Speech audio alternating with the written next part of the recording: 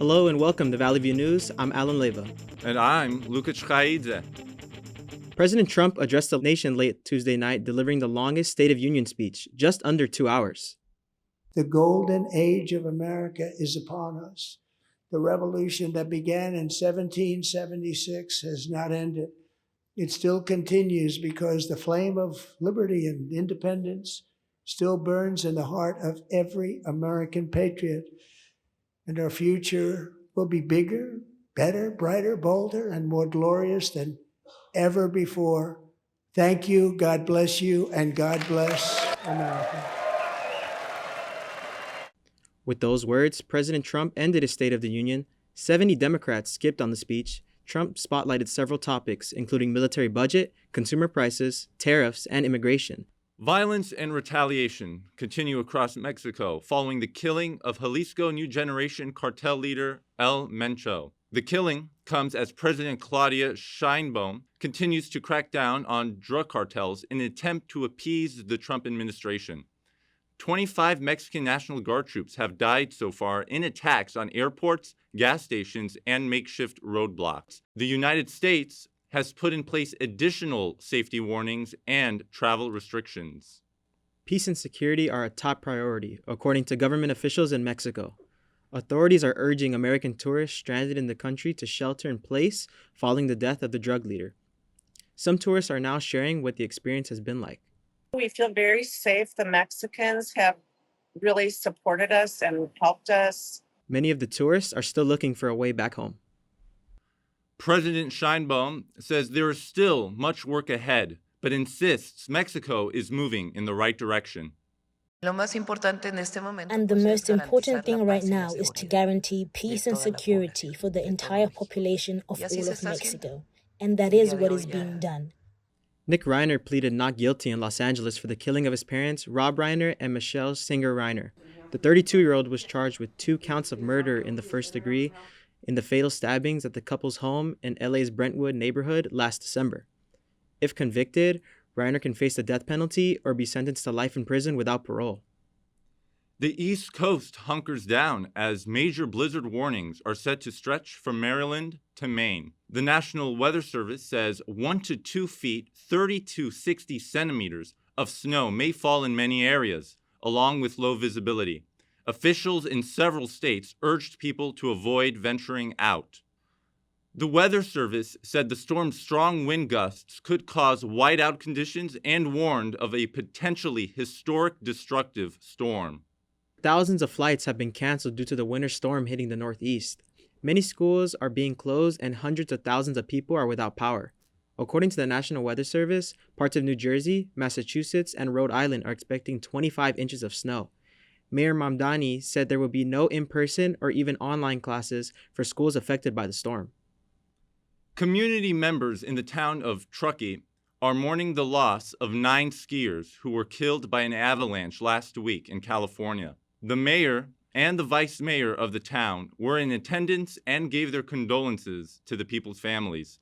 The 9 bodies were recovered by rescue crews last week. The investigation for Nancy Guthrie is now expanding as investigators continue to proceed with the ongoing case. Today's show co-anchor Savannah Guthrie published on the social media platform Instagram Tuesday morning that her family is now offering a hefty reward of $1 million for the recovery of the 84-year-old who disappeared over 3 weeks ago. The Pima County authorities have not identified any possible suspect in the case. More resignations are underway as the Epstein files continue to release names of people who attended the island or were associated with Epstein.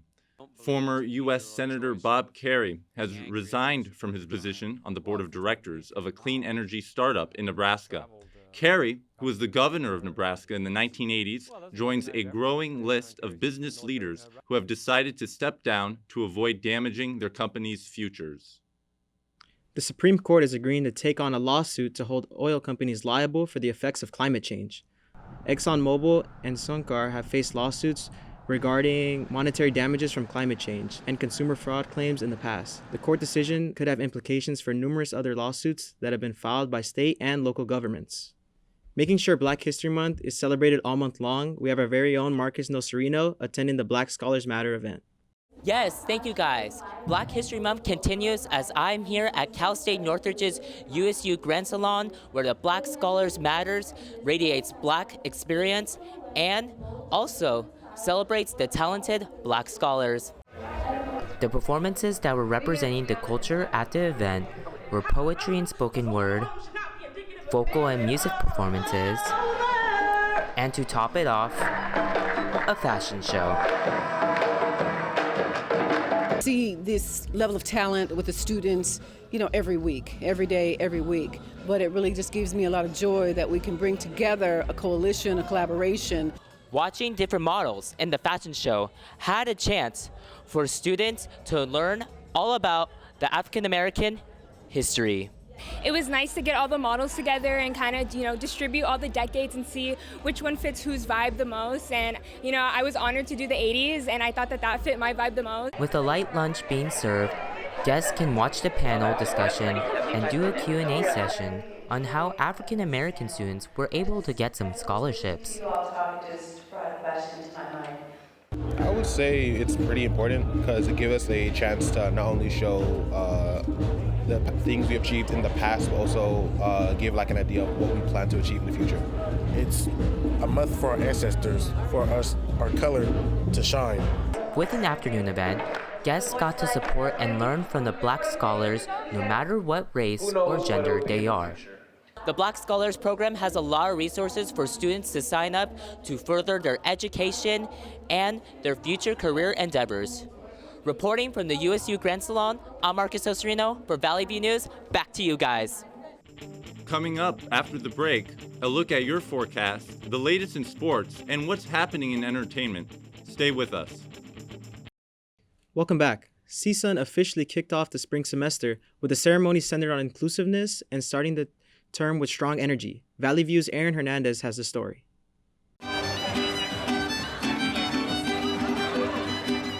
CSUN's University Student Union held Bienvenida, a welcome event showcasing Hispanic and Latino-centric clubs on campus. We begin our spring semester or fall semester with a Bienvenida or Welcome Black or Native American welcome or even Island Pacific Islander Asian students to come and pretty much celebrate the culture here in the community.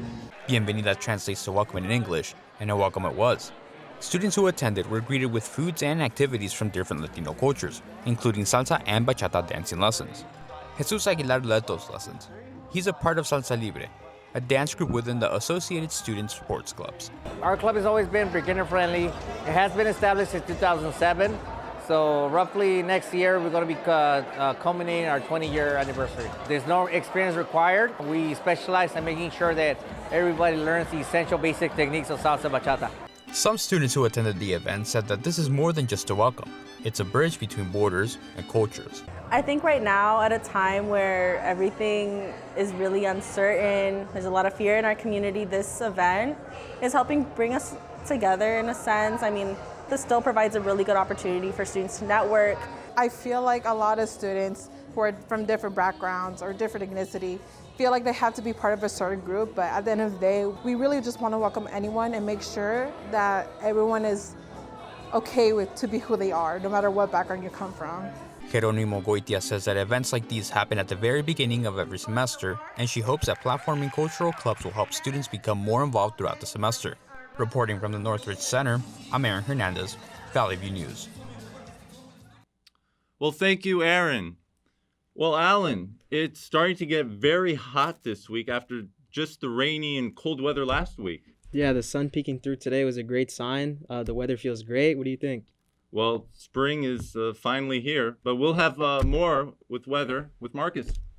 Thank you, Alan and Luca. The sun is coming right back up, so get ready to wear some shorts instead of pants as we're preparing for the spring season. For the San Fernando Valley, this weekend, expect partly cloudy skies with highs averaging to the low 80s to the mid 70s. Expect Monday to be mostly cloudy, but that will only last a day before it's partly cloudy again. The downtown area has basically the same temperatures as the San Fernando Valley for the next couple of days. It will be partly cloudy with most sun peaking throughout the day. Highs will also be in the low 80s to mid 70s. The beaches will have mostly cloudy skies in the morning and sun having partly cloudy skies up until the evenings. Lows for the next couple of days will be from the low 70s. Fog will come all day on Saturday, but for the most of the time, it will be mostly cloudy skies. Now let's check the Inland Empire. The inland areas will have quite a bit of an overcast going into the end of the week, with most of the days next week being mostly cloudy. Highs will be in the upper 70s to low 80s. That's all I have for weather. Back to you guys. Thank you, Marcus. Luca, there's a lot going on in sports. The gold medal game in hockey was great. Did you catch that?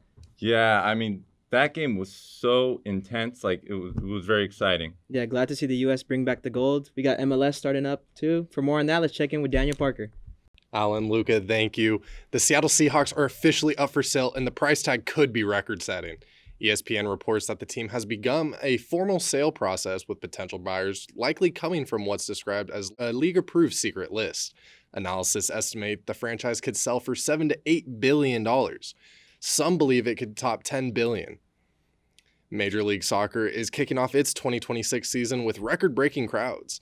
The league says 387,271 fans attended opening weekend matches, the highest total in MLS history. Here in Los Angeles, 75,673 fans packed the Coliseum to watch LAFC beat Inter Miami 3-0. The match marked one of the largest standalone crowds in the league's history. The 2026 Winter Olympics have officially ended in Milano Cortina. The closing ceremony wrapped up in Verona, Italy, as Team USA flag bearers Hillary Knight and Evan Bates led the Americans into the arena. The United States finishes second in total medal standings with 33 total medals, including 12 gold. The Olympic flag is now headed off to the French Alps, host of the 2030 Winter Games. American skier Lindsey Vonn says a crash during the Winter Olympics nearly led to an amputation of her left leg. Vonn suffered a severe fracture in competition and developed compartment syndrome requiring emergency surgery in Italy. Doctors were able to relieve the pressure and save the limb. She also broke her ankle and says now she's beginning rehab. The U.S. men's hockey team captured the Olympic gold for the first time since the 1980 Miracle on Ice. The United States beat Canada 2-0 in an overtime thriller. Jack Hughes scored the game winner early in extra, ending a 46-year drought dramatically.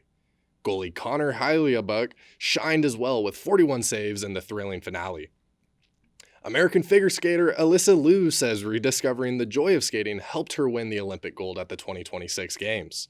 Liu, who delivered a near-perfect free skate to capture the women's title, told NBC that focusing on enjoyment and storytelling on the ice kept pressure off her and let her perform freely.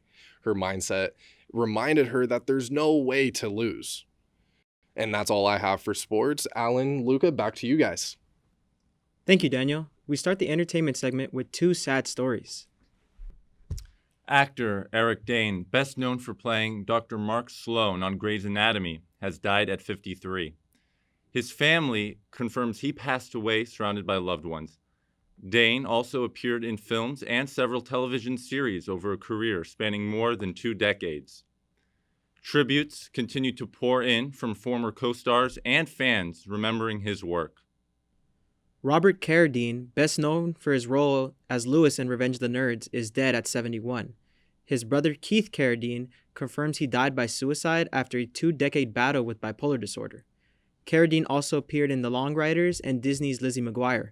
Former co-stars and fans are posting tributes on social media remembering his work. In other news, the BAFTA Film Awards wrapped up in London, celebrating the year's top films and performances. One of the night's biggest winners was One Battle After Another. The film took home several major honors, including Best Film, and continued its strong awards season run. The project has earned praise for its storytelling and performances as it builds momentum heading into the Oscars. Puerto Rican-born star Bad Bunny is set for his first lead role in a major film. The artist will headline Puerto Rico, a drama inspired by real events that explores the homeland's culture and history. Directors and cast members say Bad Bunny brings authenticity and energy to the role. The project marks a major milestone in his growing career in both music and acting. Pixar fans got a big surprise with the release of the first official trailer for Toy Story 5 last week. The preview shows the famous toys facing a new foe that looks like a child's tablet, and it features the return of Tom Hanks as Woody. The trailer draws strong interest, racking up more than 10.8 million views on YouTube. The film opens in theaters on June 19th. Coming up after the break, we take a closer look at environmental concerns, from plastic bottle waste to oil contamination. Our own Robert Saints sits down with Tae Hum Kim to discuss the challenges and what's being done to address the impact. Stay with us. Welcome back. We have some more upbeat news for you. The Galapagos island of Floriana are seeing a surprise return of giant tortoises for the first time in more than 180 years. Many conservationists are saying that this is a significant milestone that was part of an ecological restoration project on the island. Scientists say that part of the project was releasing 158 captive-bred juvenile tortoises onto the island for a breeding program. The launch of Artemis 2 is being rescheduled by NASA to next week. The delay is due to an issue with the helium flow system. NASA is aware of the issue after a fueling test that affected the pressurized propellant tanks, causing purges in the engines. The rocket will be returned to the Kennedy Space Center for further investigation and repairs. NASA continues to prepare for a launch sometime in April. A national cheer competition unites a deaf community. Iowa School of the Deaf hosted the National Deaf Cheer Competition for the first time. 12 teams spent months preparing their routines that showcased their creativity and dedication. Aside from the competition, the event was about community, especially in times of hardship. Environmental concerns are growing in the East Coachella Valley, where climate change is impacting local communities. Valley View News reporter Robert Saints sits down with the CSUN environmental justice professor to break it all down. Thank you for being here with us. So I do have a couple of questions for you regarding the Coachella Valley. Why did you become interested in this complex issue? Yeah, there are a lot of complex issues around that, and most people associate Coachella Valley as like fun place, right? Coachella, Blackpink, music festival, or you go there for like golf, or or just hotel resort or gamble, right? But actually, the people who live there for their entire life have a very different experience. If you go a little further, but 20 minutes to east of the Palm Springs and Coachella, you see very different scenery, right? They're like desert, and they're bunch of date trees and endless agricultural field. And you will also see something called Salton Sea. And Salton Sea, if you never heard about it, it's like 300 square miles of water. It's what used to be one of the biggest lake in California, and now it's drying up rapidly and causing like dust problem, really smell problem, air quality problems, and many others. So there's so much to investigate and also let public know about it. So regarding the residents of the valley, in terms of the most pressing issues in the valley, regarding age, socioeconomic status, things of that nature, how is that being affected by what's going on in the valley as of today? Yeah, what's shocking, like really like eye-opening things going on is something called climate gap. And the climate gap, we know about climate change, global warming, ever since elementary school. But what people often don't recognize is, this climate change affects those who are lower income, less educated, and mostly working class population more harshly and more dramatically. And they take the brunt of this climate change. And I think there's no other place, the better place to look at the climate gap issue in East Coachella Valley. Number one, they're extremely hot during the summer, like 120, sometimes 125. And imagine who would want to work under that kind of a temperature. Only those who are in the lower socioeconomic status, working class, and also the unlivable housing conditions. Many of them in trailer homes with no AC, or no, they have AC but they don't have electricity, reliable electricity because the deteriorating conditions. And then there's a salton sea, or the dust and air pollution from the dried lake. Yeah, so it's a lot to there are a lot most people in LA or rest of the California know about it. So residents in the Coachella Valley, as we speak, might be facing a great deal of health issues as we speak. Okay, can you elaborate in some of those issues they might face? Oh yes. Overall, there are extremely high rates of asthma among children. Some of them have a genetic illness, but the most egregious one is the Oasis mobile home trailer park area. They have the water, undrinkably poisoned water for that the mobile home park. So they actually have to even vacate the entire Oasis mobile home because there's so many poison in the water. Now, in terms of the future of the Coachella Valley, do you see it more going into the corporate side of things as opposed to human interests? What's your take on it? I know what you mean. So corporate, you mean there's a lithium mining under the Salton Sea, which is like everybody like thirst have the Elon Musk wants it, every cell phone battery company, South Korea, they all want the lithium. Lithium is like new gold. And as soon as they know that Salton Sea, underneath the Salton Sea, there's a reservoir of the lithium, they're all like salivating. It's like, oh my God, how do we take piece of that, lithium, right? Yeah. So, but the community is, very cautious, even scared of this, corporate interest, because historically, whenever the corporate promise you're gonna, make your community, better. We're gonna, contribute to your economy, and just give us, what we want. It opens that never realized. So, for example, like solar, or wind. So they only had outside employees from far away. They just come in and then make money and they go out, and then nothing happens in the actual local community. So I can understand there's a very serious concern. Yeah. So for those viewers at home who are interested in the environment, what were some of the things that we should do to try to assist as much as we can? Well, there is always great journalists out there.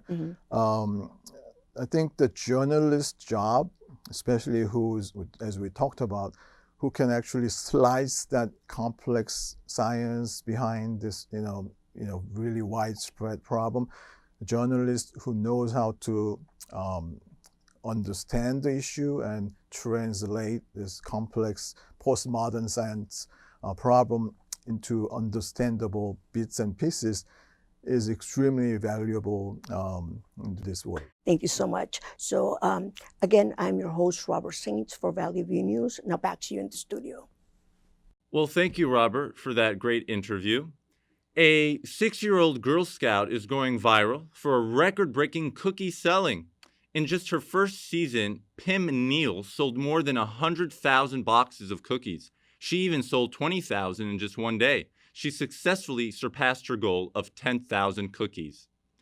The mayor of Pittsburgh, Corey O'Connor, welcomed Neal and her father into the mayor's office for a special ceremony. There, she took photos and was able to sell even more cookies in the office. The mayor declared last Friday Pim Neal Day in honor of her hard work and ambition.